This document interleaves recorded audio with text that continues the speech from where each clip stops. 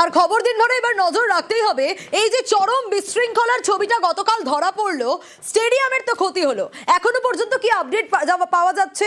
দর্শক আসনে বসে, গ্যালারিতে বসে মেসিকে দেখা গেল না। মেসি সময়ের আগে বেরিয়ে পড়লেন, আর তারপর ক্ষোভে ফেটে পড়লেন দর্শকরা।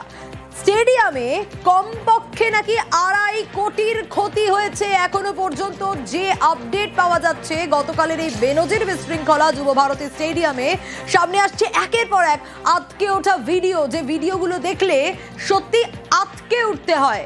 মেসিকে না দেখতে পেয়ে চরম দর্শকদের মধ্যে বিক্ষোভ, আর সময়ের আগে মেসি মাঠ ছাড়তে সেই বিশৃঙ্খলা আরো বড় আকার ধারণ করে। ফেন্সিং টপকে মাঠে উন্মত্ত জনতা, শুধু তাই নয়, ইরান রয়েছে আমার সঙ্গে। ইরান গোল পোস্ট তছনছ করে দেওয়া, একের পর এক যে ভিডিওগুলো দেখা যাচ্ছে সেই ভিডিওগুলো সত্যি আটকে ওঠার মতো, এবং এখনো পর্যন্ত প্রায় 2.5 কোটির ক্ষতি হয়ে গেছে কমপক্ষে, যা জানা যাচ্ছে।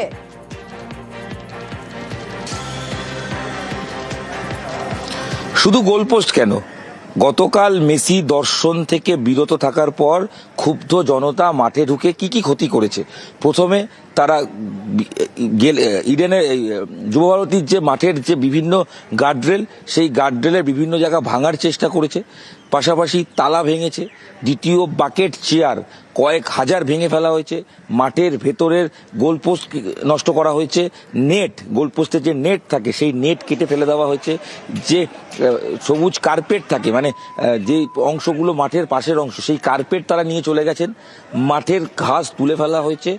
টানেল, যে টানেল দিয়ে ফুটবলাররা সারা বছর মানে ম্যাচের সময় ওঠানামা করেন, তার যে কভার, সেটা ভেঙে ফেলা হয়েছে। অর্থাৎ যাবতীয় যা জিনিস ক্ষতি করা যায় কার্যত সবই ক্ষতি করা হয়েছে, এবং যার প্রাথমিক অনুমান 2 কোটি থেকে 2.5 কোটি টাকার মতো ক্ষতি হয়েছে। এই টাকাটা আরও বাড়তে পারে, কারণ এছাড়াও বাথরুমের দিকে বিভিন্ন অংশ নষ্ট করা হয়েছে, এবং অনেক জায়গায় আমরা দেখতে পেয়েছি যে যেখানে লোহার ব্যারিকেড থাকে, কিছু কিছু অংশ সেগুলো খুলে নিয়ে যাওয়া হয়েছে বা ফেলে দেওয়া হয়েছে। অর্থাৎ সব মিলিয়ে যুবভারতী ক্রীড়াঙ্গন বাঙালির গর্ব, বাংলার গর্ব, এশিয়ার অন্যতম সেরা মাঠ, সেই মাঠের অবস্থা যথেষ্ট বেহাল। কবে ঠিক হবে উত্তর অধরা। সামনেই একাধিক ম্যাচ রয়েছে। এই ম্যাচে মাঠে ভবিষ্যতে ফিফার ম্যাচ হবে কি না প্রশ্নচিহ্ন এসে গেল। এখানে কিন্তু ইন্ডিয়ার ফিফার ম্যাচ খেলে। সব কিছু মিলিয়ে কবে আবার রেনোভেট করে মাঠ তৈরি হবে এটাই দেখার। এবং এই 2017 সালে রাজ্য সরকার যুব বিশ্বকাপের সময় পুরো মাঠকে সৌন্দর্যায়ন করেছিল। তার আগে অতীতে 87 সালে এই মাঠে বাকেট চেয়ার হয়েছিল, পরবর্তী সময় গন্ডগোলে সেই বাকেট চেয়ার নষ্ট হয়ে যায় এবং তখন খুলে ফেলা হয়।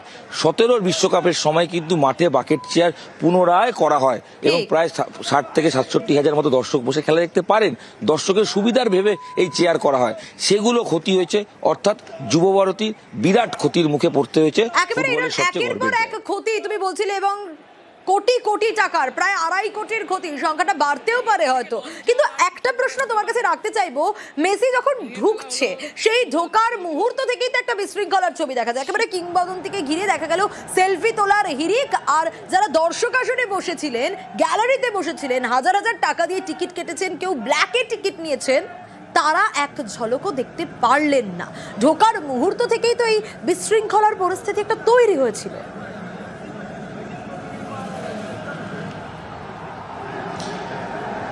সল্টলেক স্টেডিয়াম লাগোয়া বাইপাসের ধারে পাঁচতারা হোটেল হায়াত, সেখান থেকে বেরিয়ে ভিআইপি গেট দিয়ে মেসির গাড়ি সরাসরি এসে চলে যায় যে মাঠে ঢোকা যায় যে গেট, সেই দিক থেকে। অর্থাৎ সেখানে তারা যান, এবং তারপরে গিয়ে দেখা যায় মেসি নামার সঙ্গে সঙ্গে একাধিক ব্যক্তি তাকে ঘিরে ধরছেন। সেখানে কারা? সেখানে অবশ্যই যে ভিডিও আমাদের কাছে রয়েছে, যে ভিডিও আমরা দেখাচ্ছি, তাতে দেখা যাচ্ছে যেখানে যারা নিরাপত্তার পুলিশে ছিলেন তারাও ছবি তুলতে চলে যান। অতি উৎসাহী কিছু মোবাইল নিয়ে গলায় কাঠ ঝোলানো, তারা কারা জানা নেই, তারা ছবি তুলতে চলে আসেন। এমনিতেই মেসির নিরাপত্তার জন্য জেড ক্যাটাগরি ছিল, এসপিজি ছিল, স্থানীয় পুলিশ প্রশাসন ছিল, যথেষ্ট পরিমাণ লোক ছিল। এর সঙ্গে আরও কিছু যাদেরকে চিহ্নিত করা যায় না এরকম লোক ছিল। ম্যানেজমেন্টের তরফ থেকে বলা হচ্ছে 27 জন ফটোগ্রাফারকে দেওয়া হয়েছিল যারা সংবাদ মাধ্যমের কর্মী, কিন্তু মাঠে কোনো অংশে কি 27 জন ফটোগ্রাফার ছিলেন, এবং থাকলেও তারা কিন্তু সেই সময়টা ছিলেন না। তারা পরবর্তী সময় যখন কিছু ছবি তুলতে পারছেন না, পেশার তাগিদে তিনি ছবি তুলতে যান। কিন্তু অনেকে মোবাইল নিয়ে হাত ধরে টেনে সেলফি তোলার চেষ্টা যারা করলেন তারা কারা, কাদেরকে ঢোকানো হলো, এই বিষয়ে বিস্ফোরক কিছু তথ্য পাওয়া যাচ্ছে।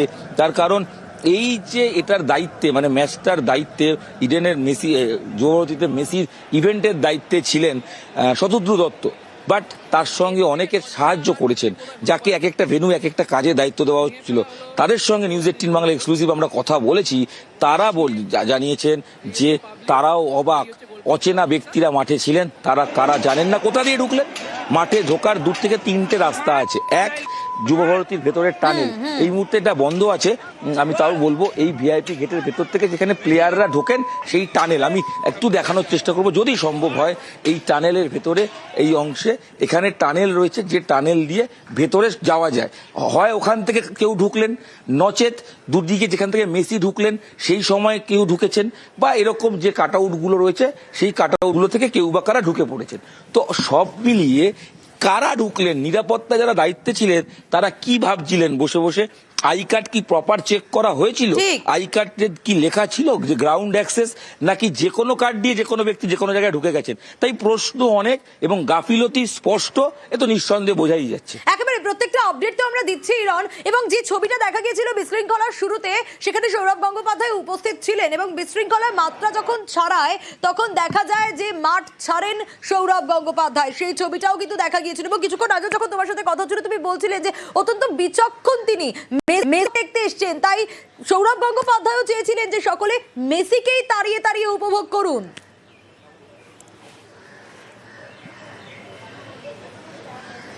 একদম ঘটনা যেটা হয়, সৌরভ গঙ্গোপাধ্যায় তিনি উপস্থিত যখন হন, তিনি গিয়ে দেখেন ভেতরে অলরেডি বিশৃঙ্খলা হচ্ছে। সৌরভকেও বলা হয়েছিল উদ্যোক্তাদের তরফ থেকে, আমাদের কাছে যে ভিডিও রয়েছে, যে তুমিও চলো, মানে মেসিও হাঁটবে, তুমিও হাঁটবে, সবাই তারকার মেলায় সবাই হাঁটতে বেরোবে।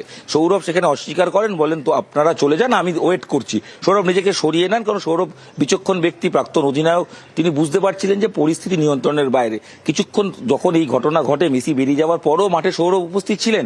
পুলিশের অনুরোধে তিনি বেরিয়ে চলে যান, এবং তিনি চলে যান, এবং তিনি যখন চলে যান তিনি জানিয়ে যান যে মেসিকে আগেও তিনি দেখেছেন, তার বক্তব্য রেখে যান। তবে সৌরভ ওই সময় হাঁটলেন না। ভাগ্যিস শাহরুখ খান ছিলেন না, তার কারণ মানুষ যখন একসঙ্গে ওই ভিড়ে সৌরভ শাহরুখকেও পেতেন, সেক্ষেত্রে তো তারা আরো কিছু দেখতে পারতেন না, তাদের ক্ষোভ তো আরো বাড়তে পারতো। অর্থাৎ প্রশ্নগুলো অনেক। প্রপার এসওপি তৈরি হয়েছিল, হলে কি হলো? যদি হয়ে থাকে সেইটা মেনটেন করা হলো না কেন? কেন দায়িত্বে যারা ছিলেন তারাই ছবি তুলতে চলে গেলেন? দ্বিতীয় প্রশ্ন, পার্ট বাই পার্ট ছিল, যেহেতু এটা ইভেন্ট, এটা তো খেলা নয়, এটা কার্যত একজন বেসরকারি ব্যক্তি বা বেসরকারি সংস্থা, তিনি নিজের উদ্যোগে ভাড়া নিয়ে যুবভারতী সরকারের সঙ্গে, প্রশাসনের সঙ্গে তিনি পারমিশন নিয়ে কাজটা করেছেন। নাচের জন্য যাদেরকে দায়িত্ব দেওয়া হলো, নাচের পর তারা মাঠের বাইরে বেরিয়ে গিয়েছিলেন তো, নাকি তারাও মেসিকে দেখবেন বলে চলে গেছিলেন? আসলে ভগবানকে ফুটবলের ভগবানকে দেখতে পাওয়ার একটা ইচ্ছে, সেটা কার্যত এবং এখান থেকেই ঠিক আকাশ ছোঁয়া দামের টিকিট কাটা হয়েছিল, কিন্তু মেসি দর্শন হলো না। শেষমেশ ধৈর্যের বাঁধ ভেঙে গেল দর্শকদের, পুলিশকেও ধাক্কা মারল উন্মত্ত জনতা, আর ঘন্টা দেড়েক যুবভারতী একেবারে রণক্ষেত্র হয়ে থাকলো। জনরোষে পুলিশকেও রেয়াত করা হলো না। পরিস্থিতি সামলাতে পুলিশ কি করলো? পাল্টা লাঠি চার্জ করতে বাধ্য হলো। সেই ছবি দেখাচ্ছি। এখান থেকে আরো বেশ কয়েকটা প্রশ্ন ওঠে। আমরা কি জানি, ইরনের কাছেই আসবো। আমরা জানি যে এই ধরনের ক্ষেত্রে, এই ধরনের স্টেডিয়ামের ক্ষেত্রে খেলা যখন হয়, সেক্ষেত্রে কিন্তু কোনো রকম পাউচ, জলের বোতল বিক্রি, এগুলো কখনোই অ্যালাউ করা হয় না। প্রথমত 20 টাকার একটা জল, সেটা 100 থেকে 200 টাকায় বিক্রির অভিযোগ রইল। গতকাল যুবভারতীতে এইভাবেই জল বিক্রি হলো। ইরন, স্টেডিয়ামের ভেতর তো জলের বোতল নিষেধ, তারপরেও এই যে 30 লাখের একটা টেন্ডার পাস হয়ে গেল, কিভাবে সম্ভব হলো এটা? কিভাবে পারমিশন পাওয়া গেল?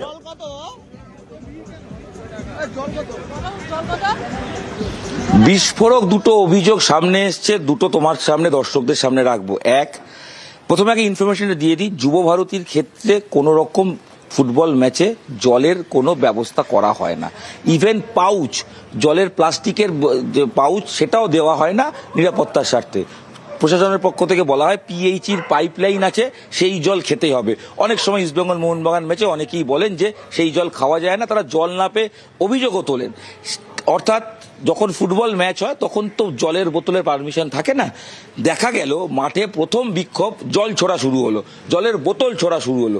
মানুষ যখন ক্ষুব্ধ, তিনি যখন বিক্ষোভ দেখাবেন, হাতের সামনে কিছু খুঁজছেন, তারা পেয়ে গেলেন প্রচুর প্রচুর জলের বোতল, সেগুলো নিলেন আর মাঠে টপাটপ ছুটতে শুরু করলেন, বোতল বৃষ্টি করতে শুরু করলেন।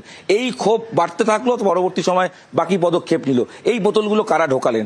বিস্ফোরক তথ্য পাচ্ছি সেটা ইতিমধ্যে নিউজ 18 বাংলায় একজন টেন্ডার নিয়েছেন, তিনি বলেছেন, মানে তার হয়ে কাজ করতে আসা সুপারভাইজার বলছেন 30 লাখ টাকা দিয়ে গুজরাটের এক ভদ্রলোক টেন্ডার নিয়েছেন। এক্স্যাক্টলি তাই, ভিতরে জলের বোতল নিষেধ, কিন্তু মেসি ইভেন্টের আগে ঘোষণা বিধাননগর কমিশনারের, কিন্তু তা সত্ত্বেও কিভাবে 30 লক্ষের বরাত, এই প্রশ্নগুলো থাকছে। मालिक का हमारे 30 लाख का टेंडर था इसको बेचने के लिए, और हमारा माल भी थोड़ा लूटा हुआ है। यहाँ पे अंदर से हमारे लड़के जो बेच रहे थे उनसे माल भी छीना गया, हमारा पीट भी हुई उनसे। मालिक का नाम क्या है? निवेश पाटिल। कि वो 30 लाख रुपए किसको दिया था? वो ऑर्गेनाइजर को दिया उन्होंने। 100 रुपए का बोतल का दाम था ये। एक बोतल का 100 रुपया। एक बोतल का MRP कितना होता है एक बोतल का? इसका यहाँ पे 20 रुपए का है। 20 रुपए का। तो 100 रुपए में आप लोग ही बोल रहे थे 100 रुपए में बिक्री करने के लिए। हाँ, 100 रुपए में 20 का 100। अब ऐसा यहाँ पे महंगा टेंडर मिलता है तो क्या करें। अरे वो पब्लिक भड़क गई, मेसी को देखने के लिए आए, 4000 रुपए की टिकट खरीदी है जिस बंदे ने, वही उसको बंदा देखने के लिए मिलेगा नहीं तो उसको गुस्सा तो आएगा। पानी का बोतल हमारे ऊपर, हमारे एक लड़के को भी मारपीट करा था उन्होंने। অন্য খেলাতে টিফো অ্যালাউড থাকে, কিন্তু কালকের খেলাটাতে টিফো আনবেন না, সেটা কিন্তু কালকে অ্যালাউড নয়। খুব বড় ব্যানার কিছু যেন না আনে কেউ, এটা আমরা অনুরোধ করব।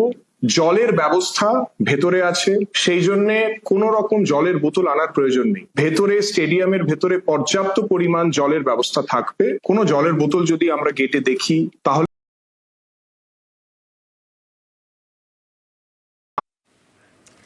ঠিক যে কথা বলছিলাম, স্টেডিয়ামের ভেতর জলের বোতল নিষেধ, আর মেসি ইভেন্টের আগে 12 তারিখ বিধাননগর কমিশনারেট এই ঘোষণা করে দিয়েছিল। তা সত্ত্বেও কিভাবে 30 লক্ষের বরাত, এই প্রশ্নগুলো বারবার করে উঠে আসছে। আর মেসির এই মেগা ইভেন্টে সেখানে চূড়ান্ত বিশৃঙ্খলা, যুব ভারতীর অনুষ্ঠানে আগাগোড়া অব্যবস্থা এবং পরিকল্পনার অভাব, এই অভিযোগ বারবার উঠে আসে। 10,000-এর টিকিট বিক্রি হলো, ব্ল্যাক হলো কত টাকায়? 50,000 টাকায়। 50,000 টাকায় টিকিট কেনার পরও কিন্তু মেসির দেখা পেলেন না ভক্তরা।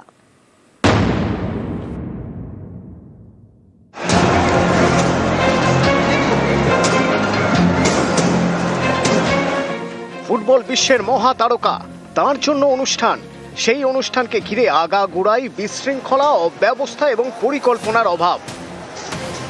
কয়েক সপ্তাহ ধরে লিওনেল মেসির ছবি দিয়ে বিজ্ঞাপন, রাস্তাঘাট সর্বত্রই ফুটবলের রাজপুত্রের আগমনী বার্তা, খবর ছড়ায়, ভক্তদের মধ্যে উন্মাদনাও বাড়ে। অনুষ্ঠানের দিন সেই উন্মাদনা ভিড় হয়ে আছড়ে পড়ে যুব ভারতী স্টেডিয়ামে। হাজার হাজার টাকার টিকিট, ঘন্টার পর ঘন্টা অপেক্ষা। মেসি এলেন, কিন্তু দর্শক আসন থেকে দেখা গেল না। মেসির চারপাশে তখন সেলফি তোলার ভিড়, যা দেখে অনেকেই প্রশ্ন তুলছেন, কেন মেসিকে দেখতে পেলেন না দর্শকেরা? এত টাকার টিকিট বিক্রি করা হলো, অথচ মেসিকে যাতে দর্শক দেখতে পান সেটা কেন আগে নিশ্চিত করা হলো না? কেন পরিকল্পনার এত অভাব? মেগা ইভেন্টের টিকিটের দামও ছিল আকাশ ছোঁয়া। সব থেকে কম টাকার টিকিট বিক্রি হয়েছে প্রায় 5,000 টাকায়, সব থেকে বেশি টাকার টিকিটের দাম 12 থেকে 13,000। অভিযোগ, মেসির ইভেন্টের টিকিট ব্ল্যাক হয়েছে 40 থেকে 50,000 টাকায়। অর্থাৎ মাঠের মধ্যে বিশৃঙ্খলা, মাঠের বাইরেও অব্যবস্থা। We demand refund, complete refund, and don't play with player like Lionel Messi. This is completely a flop event. যুব ভারতী স্টেডিয়ামে জলের বোতল নিয়ে ঢোকা বারণ, অথচ শনিবার দেখা গেল শয়ে শয়ে জলের বোতল দর্শক আসন থেকে উড়ে এলো মাঠের দিকে। কোথা থেকে এলো এই জলের বোতল? কারা বিক্রি করলো এই জলের বোতল? কোথায় গেল নিয়ম শৃঙ্খলা? মেসির মেগা ইভেন্ট ঘিরে এমন হাজারো প্রশ্ন। নিউজ 18 বাংলা।